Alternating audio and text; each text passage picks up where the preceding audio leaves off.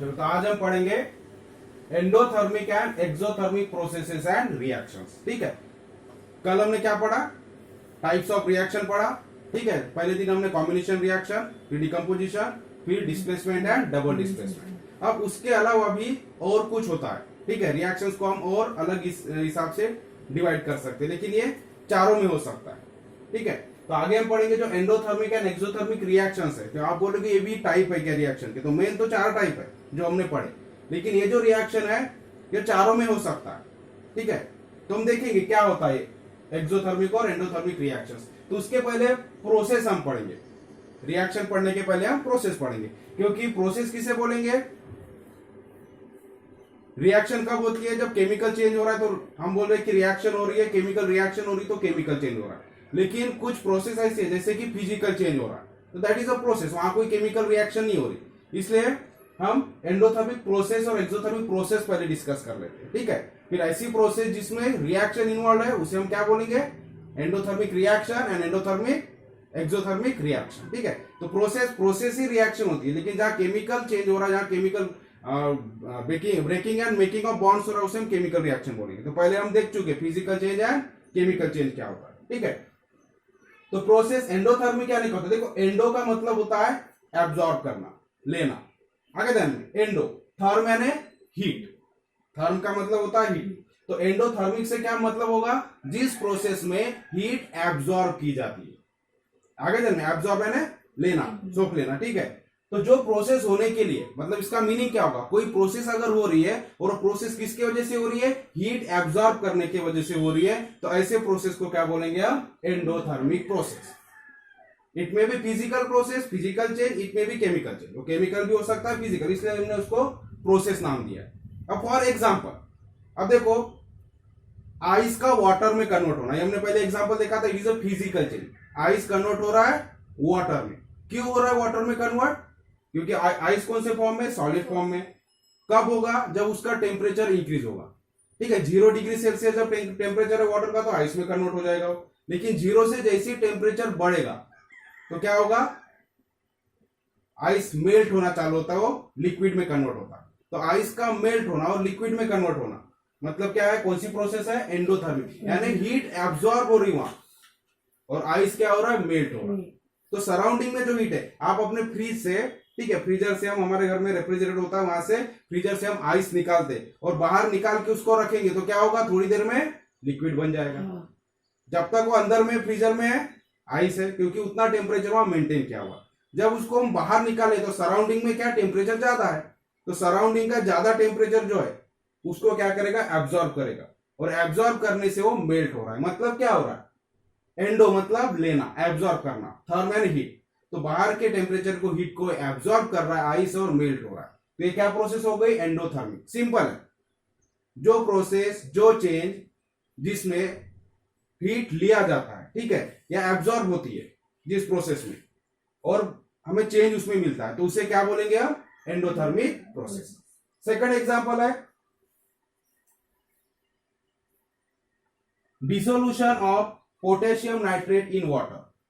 ठीक है, अगर हम वाटर में पोटेशियम नाइट्रेट को डिसॉल्व करेंगे, डिसोल्यूशन मतलब डिसॉल्व करना, तो इस वक्त भी क्या होगा?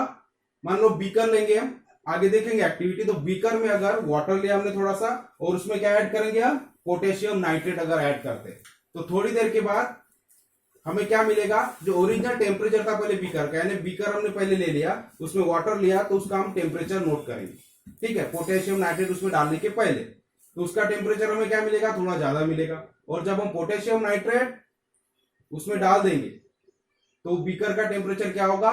कम हो जाएगा, यानी वो जो सॉल्यूशन बनेगा उसका टेम्परेचर पहले जो टेम्परेचर था उससे कम मिलेगा। मतलब क्या होगा? हीट एब्जॉर्ब हो जाएगी वहां। अब हीट एब्जॉर्ब हो जाएगी तो टेम्परेचर वहां कम हो जाएगा। आगे ध्यान में, तो ये जो प्रोसेस है इसे बोलते हैं एंडोथर्मिक प्रोसेस। तो डेफिनेशन क्या होगी एंडोथर्मिक प्रोसेस की? तो लिख लेते हैं हम। ठीक है, तो हमारा एंडोथर्मिक प्रोसेस है, हम रिएक्शन की बात नहीं कर रहे हैं, क्या है? प्रोसेस। ठीक है, तो फिजिकल चेंज हो सकता है, केमिकल चेंज हो सकता है, तो जिसमें simply the process in which heat is absorb from outside, heat absorb हो रही है आउटसाइड से, तो उसे are called endothermic process. For example हमने भी देखा conversion of ice, melting of ice, ice melt हो रहा है, conversion of ice into water and dissolution of potassium nitrate in water. तो दोनों भी केस में क्या होगा, हीट एब्जॉर्ब होगी।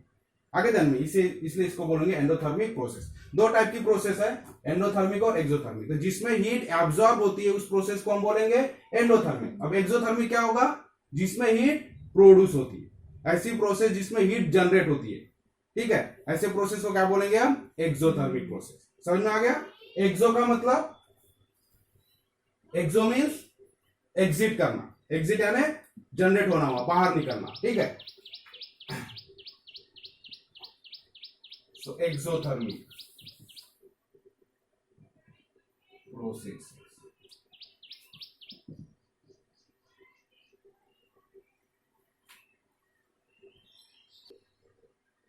ठीक है, एक्सोथर्मिक प्रोसेस तो ऐसी प्रोसेस जिसमें हीट क्या होगा, गिवन आउट होगा, बाहर निकलेगा, जनरेट होगा, ठीक है, इसलिए उसको एक्सो बोलते हैं। फर्क क्या दो प्रोसेस में, एंडो और एक्सो, वर्ड डिफरेंट है। एंडो का मतलब एब्जॉर्ब करना, लेना, एक्सो का मतलब है रिलीज करना, जनरेट होना, ठीक है, बाहर निकलना। तो ऐसी प्रोसेस जिसमें the process in which heat is given out, heat क्या हो रहा है, गिवन आउट हो रहा है, जनरेट हो रहा है, निकल रहा है, during physical change are called as exothermic process. तो ये जो भी फिजिकल चेंज हो, यहां हम फिजिकल चेंज क्यों बोल रहे हैं, जनरली जो प्रोसेस हम किसके लिए बोल रहे हैं, फिजिकल चेंज के लिए, क्योंकि केमिकल चेंज कब होता है, जब केमिकल रिएक्शन होती है, तो उसके लिए हम अलग से पढ़ेंगे। तो उसे बोलेंगे exothermic reaction and endothermic reaction. उसको रिएक्शन नाम देंगे, जब भी केमिकल चेंज होगा that is reaction, chemical reaction की वजह से होगा, इसलिए हम फिजिकल चेंज यहां पर बोल रहे हैं, क्योंकि सिंपल प्रोसेस है, यहां कोई केमिकल रिएक्शन नहीं हो रही है। लेकिन दोनों भी प्रोसेस में, ठीक है, चाहे एंडोथर्मिक हो एक्सोथर्मिक हो, तो इसमें क्या हो रहा है, केमिकल फिजिकल चेंज हमें मिल रहा है, यहाँ हीट एब्जॉर्ब हो रही है, तो यहाँ हीट गिवन आउट हो रही है। For example formation of ice from water.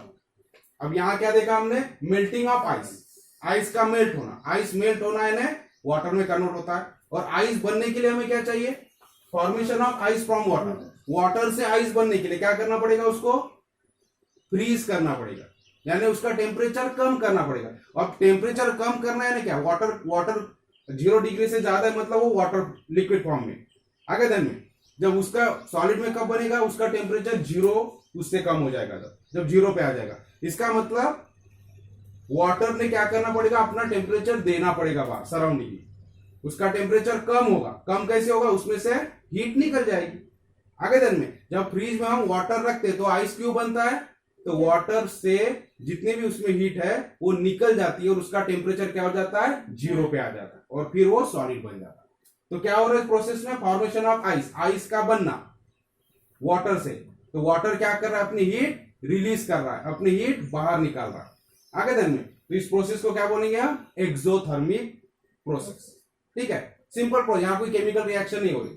Similarly dissolution of sodium hydroxide in water, यहां हमने डिसोल्यूशन ऑफ पोटेशियम नाइट्रेट बोला था इन वाटर, तो पोटेशियम नाइट्रेट डालने से क्या हो रहा है, उस सराउंडिंग से एब्जॉर्ब करना है, ठीक है, जब वो डिसॉल्व हो रहा है तो बीकर का टेम्परेचर, सोल्यूशन का टेम्परेचर हमें कम मिलेगा। लेकिन यहाँ डिसोल्यूशन ऑफ सोडियम हाइड्रोक्साइड, जब सोडियम हाइड्रोक्साइड हम वाटर में डालेंगे तो हमें क्या नजर आएगा, क्या ऑब्जर्वेशन रहेगा हमारा, कि जो बीकर या सोल्यूशन का जो टेम्परेचर था ऐड करने के पहले, बीकर में हमने वाटर ले लिया, तो वाटर का अगर हम टेम्परेचर लेंगे तो पहले इनिशियल जितना टेम्परेचर था उससे डिसोल्यूशन ऑफ सोडियम हाइड्रोक्साइड जब उसमें डिसॉल्व कर लेंगे तो नया जो सोल्यूशन बनेगा उसका टेम्परेचर बहुत ज्यादा हाई रहेगा। इसका मतलब क्या हुआ, ये सोडियम हाइड्रोक्साइड वाटर में डालने से क्या हो गया, वो जो सॉल्यूशन तैयार हुआ उसमें एनर्जी जनरेट हुई, हीट जनरेट हुई, जिसके वजह से सॉल्यूशन का टेम्परेचर ज्यादा हो। आगे ध्यान में तो दो एग्जांपल्स तो आपको नोट कर लेना है, दोनों definitions, endothermic process, exothermic processes, ठीक है, नोट कर लो एग्जांपल के साथ।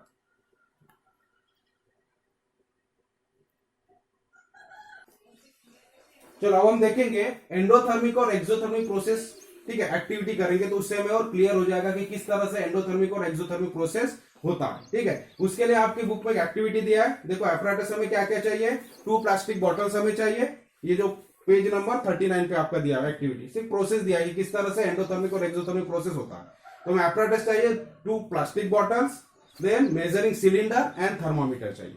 केमिकल कौन से चाहिए, तो KNO3, पोटेशियम नाइट्रेट और सोडियम हाइड्रोक्साइड और वाटर, ये हमें केमिकल्स चाहिए। अब देखो प्रोसेस क्या है, तो एक दो बॉटल जो हमने लिया प्लास्टिक की बॉटल, दोनों में 100 ml वाटर लेना। तो यहाँ भी हमने इनिशियली 100 ml वाटर ले लिया, यहाँ भी 100 ml वाटर ले लिया, दो बॉटल में। ठीक है, प्लास्टिक का बॉटल क्यों यूज कर रहे हैं हम, क्योंकि प्लास्टिक जनरली हीट का इंसुलेटर होता है, तो यहां से हीट का ट्रांसफर नहीं होगा आउटसाइड और इनसाइड में, इसलिए प्लास्टिक बॉटल हम यहाँ यूज कर रहे हैं। ठीक है, तो दोनों प्लास्टिक बॉटल में हमने 100 ml वाटर ले लिया। अब क्या करना है, पहली बॉटल में 5 ग्राम KNO3 मतलब पोटेशियम नाइट्रेट हमें ऐड करना है।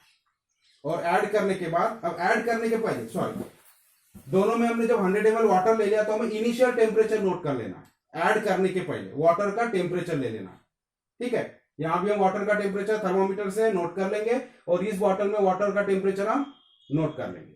उसके बाद हमें पहली बॉटल में 5 ग्राम KNO3 ऐड करना है मतलब पोटेशियम नाइट्रेट, और अच्छी तरह से इसको शेक कर लेना, हिला लेना ताकि पूरा डिजोल्व हो जाए। ठीक है, इस प्रोसेस को क्या बोलते हैं हम, डिसोल्यूशन। ठीक है, डिजोल्व करना। अभी जब डिजोल्व होगा, सोल्यूशन इसका तैयार होगा, तो यहां हमें बाद में पूरा डिजोल्व होने के बाद हमें क्या करना है, फिर से इसका टेम्परेचर लेना।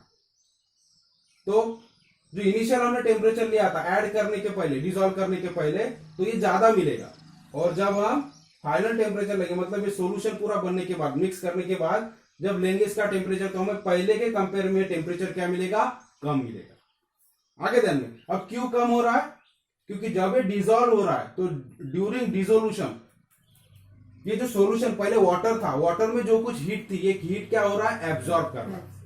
आगे ध्यान में, पहले अकेला वाटर था तो टेम्परेचर ज्यादा था, लेकिन KNO3 इसमें डाल देने से, पोटेशियम नाइट्रेट डाल देने से, जब हम डिजोल्व कर रहे हैं तो डिसोल्यूशन की जो प्रोसेस हो रही है उस वक्त क्या हो रहा है कि वाटर में जो हीट है वो एब्जॉर्ब हो रही है। तो जिसके वजह से क्या होगा, वाटर में से हीट एब्जॉर्ब हो रही है प्रोसेस में, सॉल्यूशन बनने में, तो वाटर का टेम्परेचर कम हो जाएगा। उसकी हीट, अगर टेम्परेचर किसकी वजह से, हीट की वजह से, तो यहाँ की हीट एब्जॉर्ब हो जाएगी। ठीक है, इसलिए ये सॉल्यूशन जो बनेगा उसका टेम्परेचर कम मिलेगा। इसका मतलब क्या हुआ, इस प्रोसेस में हीट एब्जॉर्ब होगी। ठीक है, इसलिए किसका एग्जांपल है, एंडोथर्मिक रिएक्शन का, सॉरी प्रोसेस का, दिस इज एंडोथर्मिक प्रोसेस। यहां कोई रिएक्शन नहीं हो रही, केमिकल रिएक्शन नहीं हो रही, इसलिए इसको हम प्रोसेस बोलेंगे, just it is a process, dissolve हो रहा है। उसी तरह से सेकंड बॉटल में हमने पहले टेम्परेचर नोट कर लिया था 100 ml वाटर का। ठीक है, अब इसमें क्या ऐड करेंगे हम, 5 ग्राम NaOH सोडियम हाइड्रोक्साइड इसमें ऐड करेंगे और इसको अच्छी तरह से हम शेक कर लेंगे। ठीक है, तो जब ये सॉल्यूशन बनेगा और उसके बाद में हम अगर इसका टेम्परेचर लेते हैं तो हमें टेम्परेचर राइज, इंक्रीज हुआ नजर आता है, मोर हो जाता है। ठीक है, पहले जितना था लेस था एज कंपेयर टू, और अभी ज्यादा। इसका मतलब क्या हुआ कि जब वाटर का टेम्परेचर पहले हमने लिया था, उसके बाद में जब NaOH उसमें ऐड किया और जब डिसोल्यूशन का प्रोसेस चालू था, डिसॉल्व हो रहा था, तो अभी टेम्परेचर इंक्रीज हुआ, मतलब क्या हुआ, वाटर की हीट बढ़ गई। तो इसका मतलब ये जो सॉल्यूशन तैयार हुआ इसमें हीट जनरेट हो गई। ये टेम्परेचर क्यों बढ़ा, हीट बढ़ गई वहां। ठीक है, अब हीट कैसे बढ़ी, प्रोसेस की वजह से। आगे ध्यान में, तो जब ये डिसॉल्व हो रहा था, डिसोल्यूशन का प्रोसेस चल रहा था, या हीट जनरेट हो गई, हीट रिलीज हुई, जिसके वजह से वाटर का टेम्परेचर बढ़ गया। तो इसे क्या बोलेंगे हम, एक्सोथर्मिक प्रोसेस। एक्सो यानी गिवन आउट। आगे ध्यान में, तो इसके ऊपर से आपको डेफिनेशन लिख के दिया, the process in which heat is absorb is called endothermic process and the process in which heat is given out is called exothermic process। ठीक है, तो आपने डेफिनेशन लिख लिया और एग्जांपल भी हमारे पास है और ये प्रोसेस है किस तरह से हुआ, तो ये आपकी बुक में एक्सप्लेन किया हुआ है। ठीक है,